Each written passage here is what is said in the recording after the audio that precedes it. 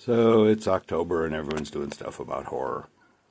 And I guess that makes sense because everybody thinks about Halloween. And horror is something in gaming I actually know a little bit about. So I wanted to make some content about this. I watched Mr. Max at Reactionary Gaming and the OGGM reacting to Ginny D's horror video, which is pasteurized, homogenized, generic brand sort of game advice. Stay safe. Don't really scare people. And wanted to give some of my thoughts about it because I've been doing horror gaming since Chaosium basically invented the genre back, I guess it was in the 80s with the original Call of Cthulhu. And everyone knows the basics. Ambience, turn off cell phones, blah, blah, blah, blah, blah. But all of that dances around the key concept of horror. If you're going to create horror, you have to use that horrible old word, immersion. The players have to be willing to really role play. The GM has to really be on his game, and there are some things you can do to kind of help this along, and there are some things which hurt it. One of the things you can do in advance of the session, and this is one of my favorites, I tell people, make sure you're wearing washable clothing. We're playing multimedia Call of Cthulhu this week. And that begins to create just a little bit of anticipation and fear of the unknown. Tiny little bit. Puts people in the right mind as they're approaching the game. When you sit down, everyone talks about using sound and ambience. Yeah, that is important. You're not going to play horror successfully in your local game store. It's just not going to happen. You can do it in a convention if you're in a smaller room and the players are interested in playing horror. So the real key here, of course, is that what creates horror is dread and anticipation. And successful horror gaming relies on building up that anticipation and that horror, creating that tension. And that's only going to happen if the players are in their character's head. If you're going to come to Lakes Camp in the Antarctic, playing at the Mountains of Madness, or Beyond the Mountains of Madness is this actual printed scenario, I think, you've got to feel that cold. You've got to be trudging across that frozen, snowy plain. You've got to be looking up at those unnaturally steep mountains in the distance. And you've got to really be wondering what in blazes is going on here. You have to be in character. And that is key to this. So I wouldn't attempt horror with beginning role players unless they show an affinity for it. And I certainly wouldn't play with a beer and pretzels kind of group that likes to sit around and make jokes. It's like, don't waste your time. It's not their style of game. They're not role players. And there's a few things you can do during the session that will help. And I'm going to go a little bit against the grain here. The whole jump scare thing,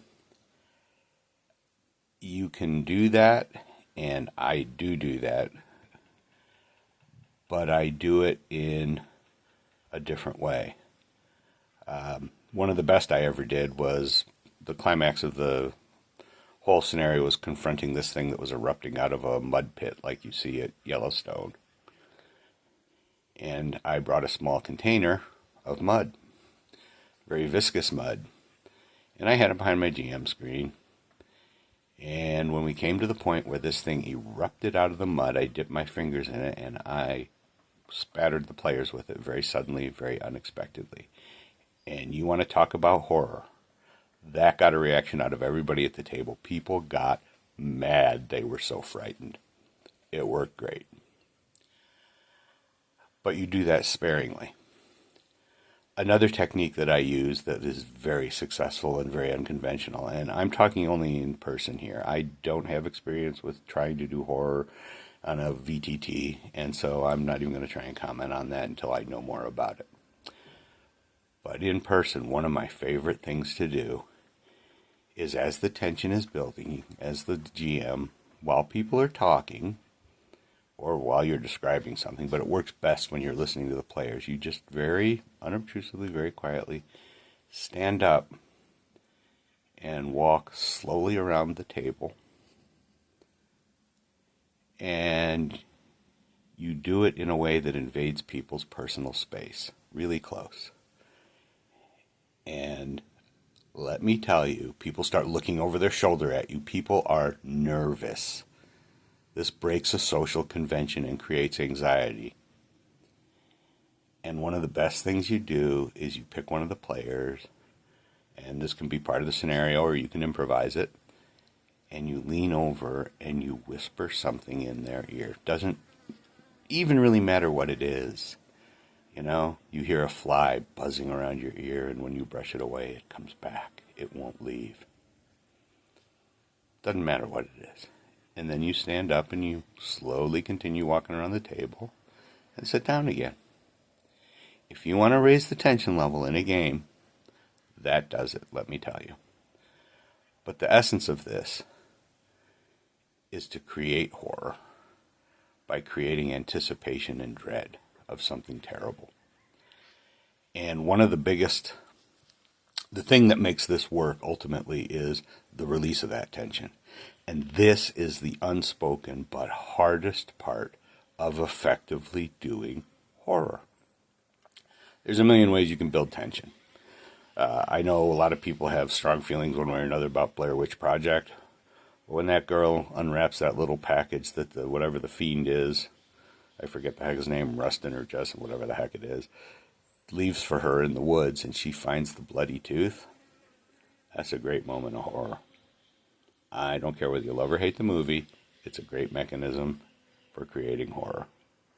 How did he get that tooth? What the hell left this here? Unknown, unknown, unknown.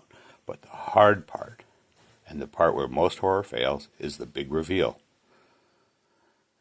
And that's where I like to use a jump scare if I'm going to use one. Save it for stuff like that. Because what you have to do is you have to create a feeling of impending doom. And you can do it a variety of ways. How you do it is very personal. I typically like to do something unexpected, of course, but dire.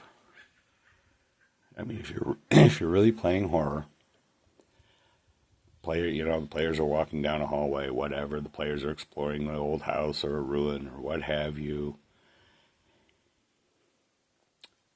Guy who's behind disappears without a trace.